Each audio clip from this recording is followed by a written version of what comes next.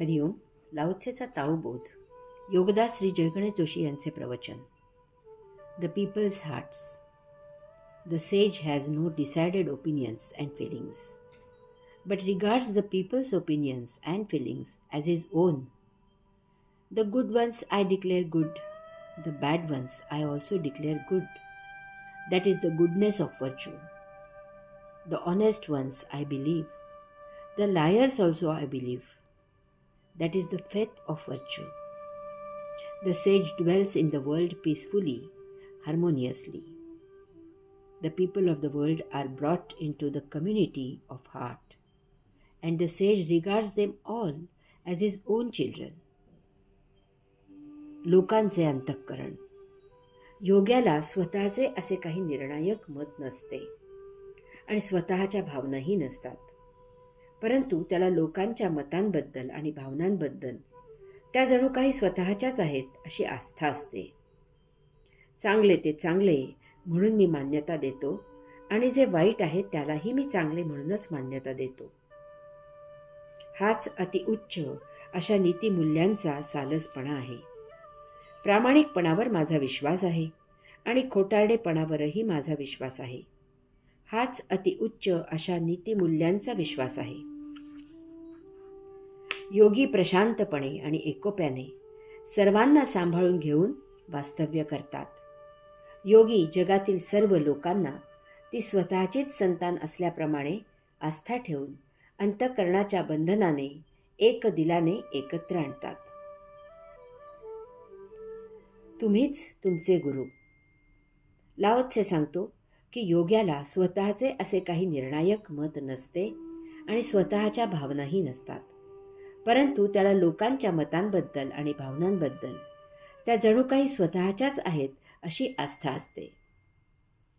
अफलातून नगरीच्या साळूची बाळूपेक्षा काळूशी काही व्यवहाराच्या निमित्ताने जरा जास्तच सलगी झाली. बाळू जळाहूनही निर्मळ होता, काळू अट्टल व्यसनी होता.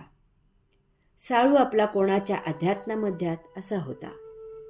काळूच्या नादाने साळू दारू प्यायला लागला. बाळूने साळूला अनेक वेळेला दारू पिऊ नको असे सांगितले, परंतु काळूच्या नादाने बाळूची टिंगल करण्यापलीकडे त्याचा आणखी काही उपयोग झाला नाही. एकदा साळू भरपूर दारू प्यायला आणि कसाबसा अडखळत जाऊन अंथरुणावर कोसळला. साळूला जाग आली तेव्हा त्याने पाहिले की त्याचे सर्वांग ओकारीने भरलेले आहे. अंथरूण पांघरूण ओकारीने बरबटलेले आहे. अशा घरात दुर्गंधी येत आहे.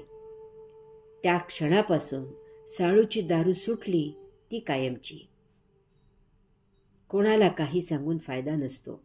कोणी कोणाचे ऐकायच्या मनस्थितीत नसतो. ज्याला त्याला महाभयावह अहंकार असतो. प्रत्येकाचा फक्त स्वतःवरच विश्वास असतो. तो विश्वास जोपर्यंत दुर्दम्य आहे तोपर्यंत इकडचे जग तिकडे झाले तरी त्या विश्वासावर काहीही परिणाम होत नाही. परंतु हेही तितकेच सत्य आहे की स्वतःच्या विश्वासाला तडा गेला की त्या विश्वासाचे रूपांतर आपोआप अविश्वासात होते. कारण जेथे विश्वास आहे तेथे त्याच्या विरुद्ध असलेला अविश्वास म्हणजे द्वंद्व उपस्थित असतेच. आता याचा परिणाम कायमस्वरूपी होतो, कारण येथे स्वतःच स्वतःला केलेले आत्मनिवेदन असते. अशा प्रकारे स्वतःच्याच विश्वासावरील विश्वास उडतो आणि असा मनुष्य पुन्हा कधीही माघारी फिरत नाही, कारण तो स्वतःच्याच विश्वास आणि अविश्वास या पलीकडे अद्वैतात जातो. तुम्हीच तुमचे सर्वात योग्य असे गुरु असता. तुम्हाला स्वतःच्या जेव्हा एखादी गोष्ट पटते आणि योग्य आहे असे वाटते तेव्हाच ती तुमच्या अंतःकरणात उतरते आणि तेथे ती बस्तान बसवते, कायम वास्तव्य करते. याचबरोबर हेही लक्षात घ्यावे की जेव्हा तुम्हाला तुमच्या अंतःकरणातील गोष्ट योग्य नाही असे जेव्हा उमजते तेव्हा ती गोष्ट तुमच्या अंतःकरणातून आपोआप हद्दपार होते. ज्या कारणाने एखाद्या गोष्टीचा स्वीकार होतो त्याच्या विपरीतानेच त्या गोष्टीचा अस्वीकार होऊ शकतो. कोणी कोणाला सांगून काही उपयोग होत नसतो. प्रत्येकाचे अंतःकरण स्वतंत्र असते. ते त्याच्या आत्मप्रेरणेने नियोजित केले जात असते. त्यात मनाचा अडसर येतो. हा अडसर केवळ अंतःकरणावर परिणाम होऊनच दूर होतो. मनापेक्षा अंतःकरण जास्त प्रभावी असते. ते खडबडून जागे होते आणि ते मनाला निष्प्रभ करते. तुमच्यात बदल होतो. भावना उपदेश. लाओ त्से सांगतो की योग्याला स्वतःचे असे काही निर्णायक मत नसते आणि स्वतःच्या भावनाही नसतात, परंतु त्याला लोकांच्या मतांबद्दल आणि भावनांबद्दल त्या जणू काही स्वतःच्याच आहेत अशी आस्था असते. जेथे भावना अनावर होतात तेव्हा त्या व्यक्त केल्या जातात. प्रसंग चांगला असला तर हसायला येते, प्रसंग वाईट असला तर रडायला येते. विचारांच्या भावना अनावर झाल्या की विचार व्यक्त केले जातात. विचारात तत्वबोध असला, असा पंडित असला की त्याला उपदेशाचे स्वरूप येते. योगी जाणून असतात की उपदेशाचा काहीही उपयोग होत नाही. उप अधिक देश हा शब्दच हे सांगतो.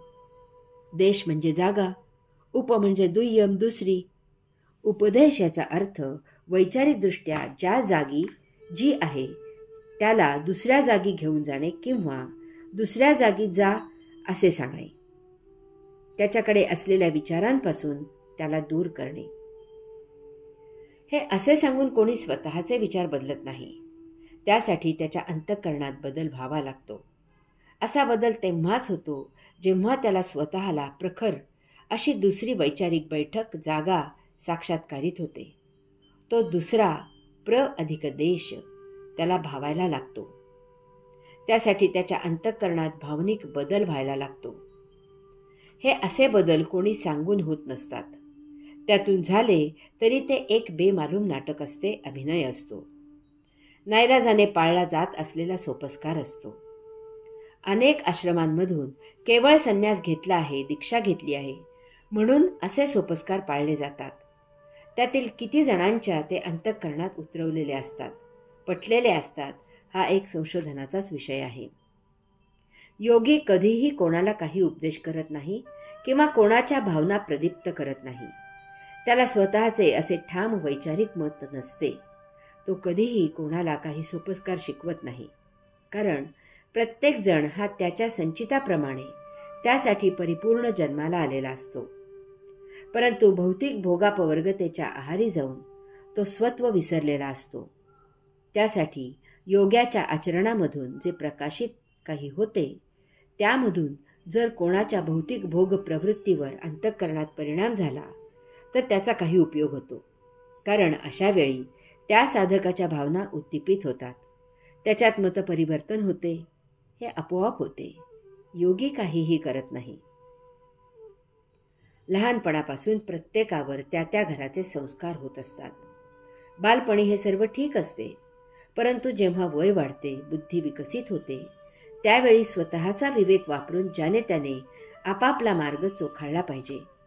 संस्कारांनी भावनांच्या आहारी जाऊन काही उपयोग होत नाही. तसेच दुसऱ्याकडून मंत्र, तंत्र, पूजा, विधी करवून काहीही उपयोग होत नाही.